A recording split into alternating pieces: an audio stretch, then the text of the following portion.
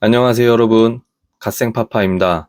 여러분 모두 새해 복 많이 받으시고요.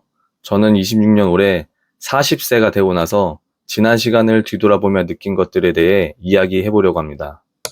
오늘 제가 드릴 이야기는 거창한 이야기가 아닙니다.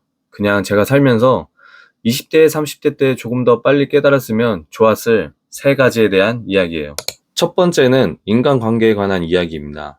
20대 때 저는 정말 눈치를 많이 봤어요. 저 사람이 나를 어떻게 생각할까? 내 행동이 튀진 않을까? 미움받으면 어떡하지? 이런 눈치와 생각들로 정말 가득했습니다. 그래서 항상 주변 사람들을 의식하고 그에 맞는 행동을 하려고 하니 어느 순간 사람들이 많은 자리에 나가면은 기가 정말 많이 빨리는 느낌이 들더라고요. 분명 그 자리에서는 재미있고 즐거운 것 같았는데 집에 오면 긴장이 풀리면서 바로 쭉 퍼지는 느낌 말이에요. 제 MBTI가 E에도 불구하고 점점 인간관계에 대해서 피곤해졌습니다. 또 제가 그렇게 다른 사람들 눈치를 보며 맞추려고 노력해도 저를 그냥 싫어하는 사람은 있기 마련이라는 겁니다. 그 사람에게 물어보면 이유가 있을 것 같지만 제가 느끼기에는 그냥 저의 외적인 모습이 마음에 안 들거나 그냥 제 말투가 마음에 안 들 수도 있을 거란 거예요. 그래서 이거 내가 아무리 노력해도 모든 사람한테 호감이나 사랑받는 건 불가능하구나라고 깨달았습니다. 별다른 이유 없이 그 사람의 성향, 취향, 과거 경험, 뭐든 이유가 있겠지만 여러분이 그것을 통제하고 뜻대로 할 수 있는 부분이 절대 아닙니다. 그냥 받아들이고 나를 싫어하게 내버려 두셔야 됩니다. 또 사람들은 생각보다 여러분한테 관심이 없습니다. 그냥 다들 자기 관심사나 인생 사는데 바쁘거든요. 여러분한테 관심 있을 때는 여러분의 카카오톡 프로필 사진이 업데이트 됐을 때 잠깐 구경하는 정도입니다. 생각보다 상상 이상으로 우리는 서로에게 관심이 없어요. 그러니까 모두에게 관심을 받거나 사랑받으려고 애쓰지 마세요. 대신 진짜 나를 알아주는 사람, 나를 편안하게 만들어주는 사람, 나를 있는 그대로 받아주는 사람을 찾으셔야 됩니다. 제가 늦게 이것을 깨닫고 나서 인간관계 스트레스가 정말 확 줄었습니다. 누가 저를 싫어한다고요? 괜찮습니다. 그 사람은 제 사람이 그냥 아닌 거예요. 나를 좋아해주는 사람한테 더 잘하면 되는 겁니다. 여러분이 이 사실을 빨리 깨닫고 받아들인다면 20대, 30대의 인간관계가 훨씬 쉬워질 겁니다. 모두에게 좋은 사람이 되려고 하지 말고 나를 좋아해주는 사람들한테 최고의 사람이 되세요. 두 번째로 말씀드리고 싶은 건 여러분의 가슴을 뛰게 하는 그 무언가를 찾아라입니다. 스티브 잡스가 2005년 스탠퍼드 대학 졸업식에서 이런 말을 했어요. 위대한 일을 하는 유일한 방법은 당신이 하는 일을 사랑하는 것이라고요. 정말 멋진 말이죠. 근데 솔직히 말하면 이 말을 들었을 때 저와는 좀 거리가 멀게 느껴졌어요. 스티브 잡스는 원래 지독한 워커홀릭이었으니까 저랑은 상관없는 말처럼 느껴졌거든요. 과연 자기가 하는 일을 진심으로 좋아서 하는 사람이 얼마나 될까요? 대부분은 생계를 위해 매달 월급을 받기 위해 매일 싫어하는 일도 참으면서 일을 하는 사람들이 대부분이라는 겁니다. 월요일 아침에는 출근하기 싫다 하고 금요일이 되면 신나고 일요일이 저녁이 되면 다시 우울해지고 이게 보통 우리들의 현실이잖아요. 저도 그랬습니다. 20대, 30대 초반까지는 그냥 남들 비슷하게 사는 대로 똑같이 대학 나오고 취업하고 월급 받고 주말 기다리고 그리고 제가 하는 일을 좋아하는지조차 생각해 본 적이 없었어요. 하지만 저는 완전히 포기하지는 않았거든요. 현실과 타협하면서도 마음 한구석에는 내가 진짜 좋아하는 게 뭘까라는 질문이 항상 남아 있었습니다. 그래서 제가 좋아하는 것을 찾기 위해 좀 이것저것 많이 도전을 했었습니다. 주식 공부도 해보고, 운동도 해보고, 외국어 공부도 해보고. 근데 사실 창피하지만 다 오래 가지는 못했어요. 억지로 하는 느낌이었고, 무엇보다 재미가 없었습니다. 그러다 보니 나는 좋아하는 게 없는 사람인가 하는 생각도 들었어요. 그런데 서른 중반 때 정말 우연히 제가 좋아하는 걸 발견을 했습니다.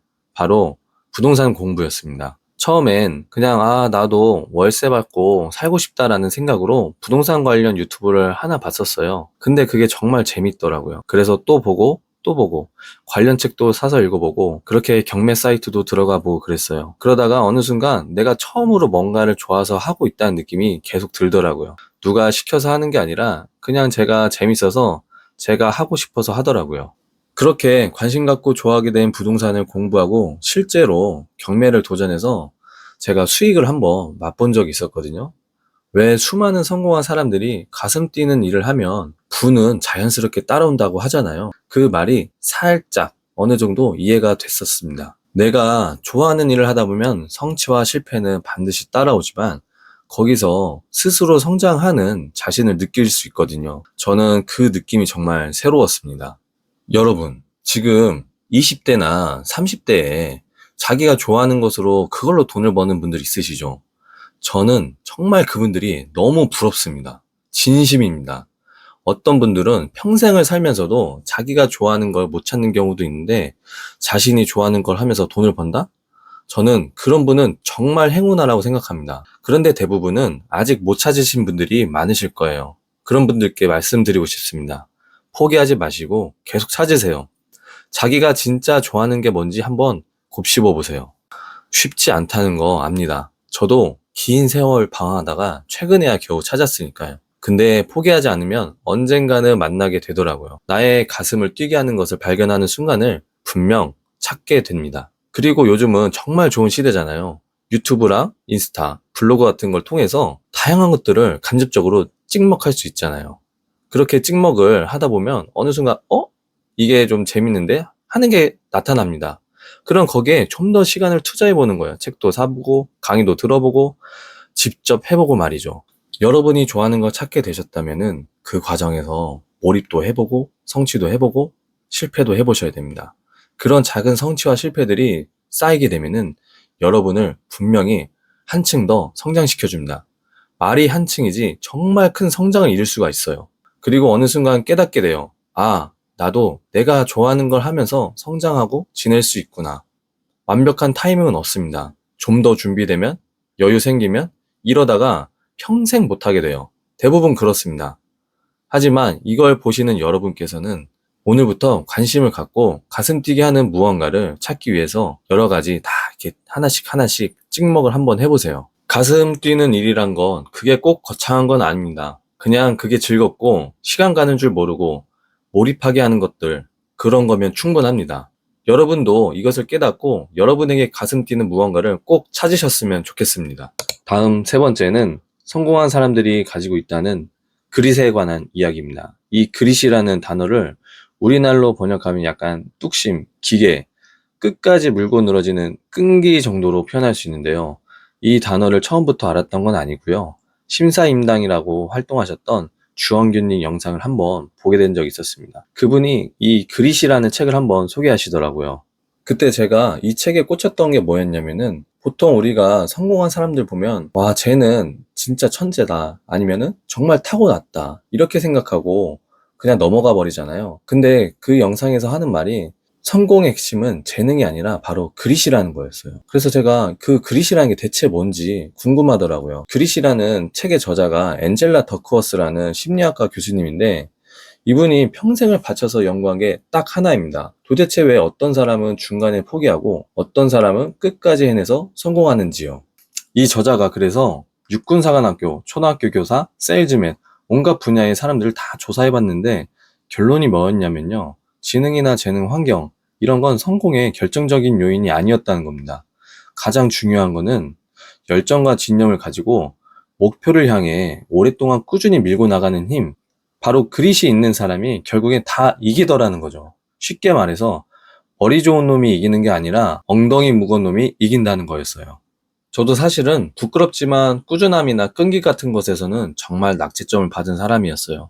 뭐 하나 시작하면 작심삼일은 기본이고 아, 이건 나랑 안 맞나 봐 하면서 합리화하고 그만두기 일쑤였어요. 그렇게 저도 끈기나 꾸준함이랑은 거리가 좀 먼 사람이었습니다. 그때는 제 의지가 정말 약한 사람이라고 생각했어요. 그래서 자책도 많이 했었습니다.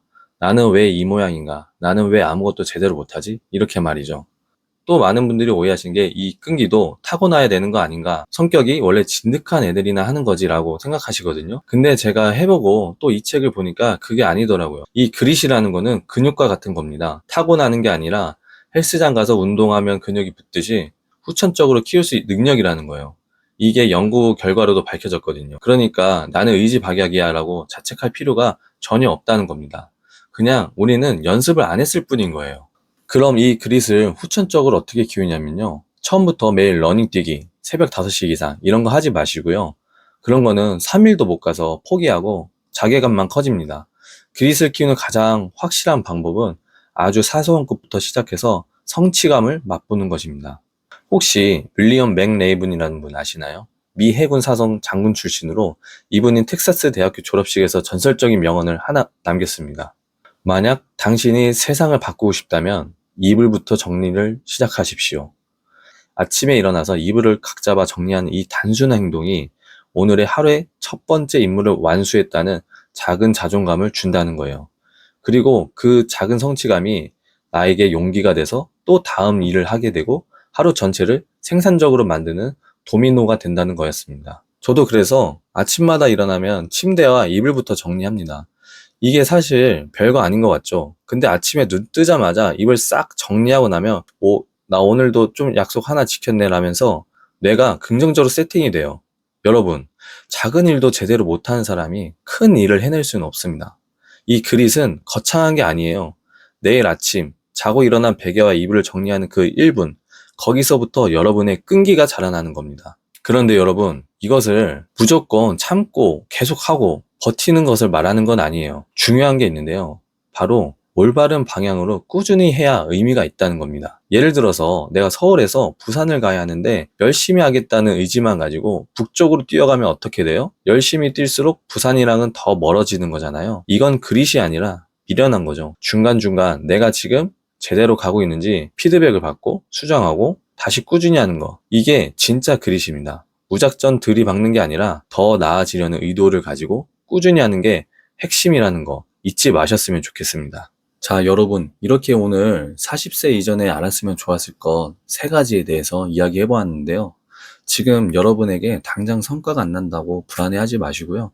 올바른 방향으로 나아가시면 여러분을 결국 원하는 곳으로 데려다 줄 겁니다. 오늘 하루도 묵묵히 치열하게 버텨내신 여러분 대단히 수고 많으셨고요. 진심으로 응원하고 영상이 좋으셨다면 구독과 좋아요 부탁드립니다. 감사합니다.